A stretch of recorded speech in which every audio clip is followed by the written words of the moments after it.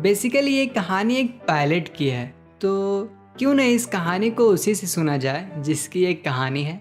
चलिए फिर। हाय, मैं डकोटा DS-088 का पायलट हूँ। आज मैं आपको अपनी कहानी बताने वाला हूँ जिसका कि टाइटल है द ब्लैक एरोप्लेन।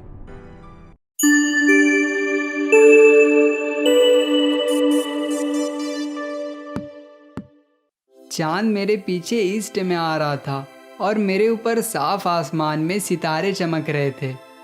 आसमान बिल्कुल साफ था और कोई भी बादल नहीं थे। मैं सोए हुए देहाती इलाकों के ऊपर से जा रहा था। मैं अपने पुराने डकोटा एरोप्लेन को फ्रांस के ऊपर से वापस इंग्लैंड ले जा रहा था। मैं अपनी छुट्टी का सपना देख रहा था और अपने फैमिली के साथ रहने का इंतज़ार कर रहा था। मैंने अपनी घड़ी देखा, उसमें सुबह के 1:30 बज रहे थे। मैंने सोचा कि मुझे जल्द ही पेरिस कंट्रोल को फ़ोन करना चाहिए। जैसे ही मैंने एरोप्लेन के नीचे देखा, मुझे अपने सामने एक बड़े शहर की रोशनी दिखाई दी। मैंने रेडियो को चालू किया और कहा, Paris control, Dakota DS-088 here, क्या आप मुझे सुन सकते हैं? मैं इंग्लैंड जा रहा हूँ, ओवर। कंट्रोल रूम की तरफ से फ़ौरन जवाब आता है, DS-088, मैं सुन सकता हूँ। आपको अब 12 डिग्री वेस्ट की तरफ मुड़ना चाहिए। DS-088, over. मैंने मैप और कंपास को चेक किया, फिर अपने दूसरे और आखिरी फ्यूल टैंक पर स्विच किया और डकोटा को 12 डिग्री वेस्ट में इंग्लैंड की तरफ मोड़ दिया। फिर मैंने सोचा, उम्मीद है मैं नाश्ते के लिए टाइम पर पहुंच जाऊंगा। एक अच्छा बड़ा इंग्लिश ब्रेकफास्ट। अभी तक सब कुछ ठीक चल रहा था। ये एक आसान उड़ान थी। जब मैंने बादलों को देखा तो पेरिस मुझसे लगभग 150 किलोमीटर पीछे था। तूफानी बादल, वे बहुत ही बड़े थे। वे आसमान में मेरे सामने खड़े काले पहाड़ की तरह लग रहे थे। मुझे पता था कि मैं इसके और ऊपर नहीं उड़ सकता और मेरे पास इतना फ्यूल भी नहीं था कि मैं उनके चारों तरफ नॉर्थ या साउथ में उड़ सकूं। मैंने सोचा कि मुझे पेरिस वापस जाना चाहिए, लेकिन मैं घर जाना चाहता था। मुझे वो नाश्ता चाहिए था। फिर मैंने सोचा कि मुझे रिस्क लेना चाहिए और उस पुराने डकोटा को सीधे तूफान में उड़ा दिया। बादलों के अंदर अचानक सब कुछ काला हो गया था। एरोप्लेन के बाहर कुछ भी नहीं दिख रहा था।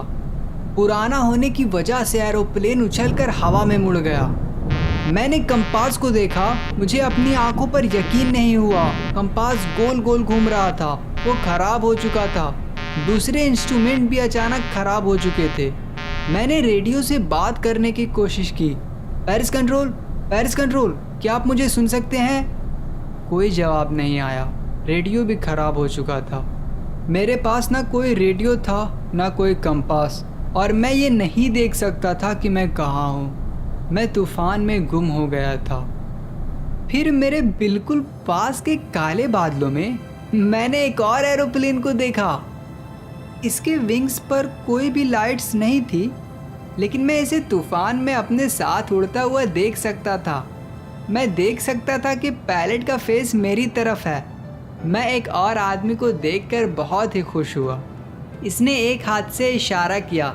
मैंने सोचा कि वो बोल रहा है कि मुझे फॉलो करो।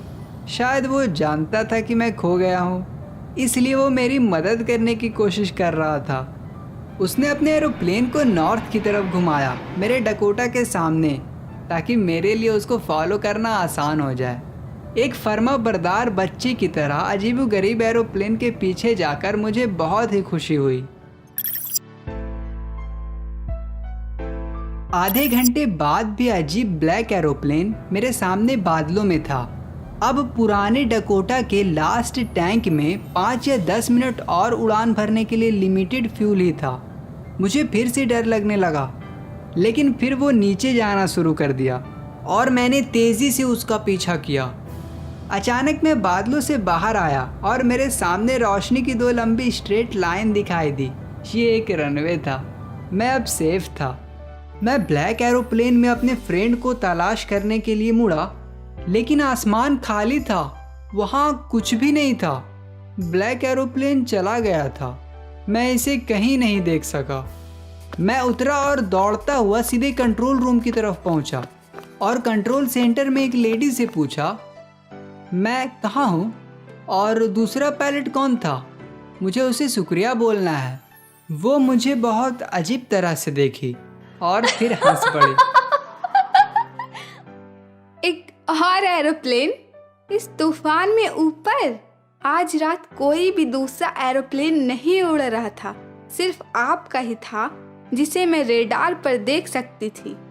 तो किसने मुझे बिना कंपास या रेडियो के और बिना किसी फ्यूल के सेफली यहाँ तक पहुँचाने में मेरी मदद की?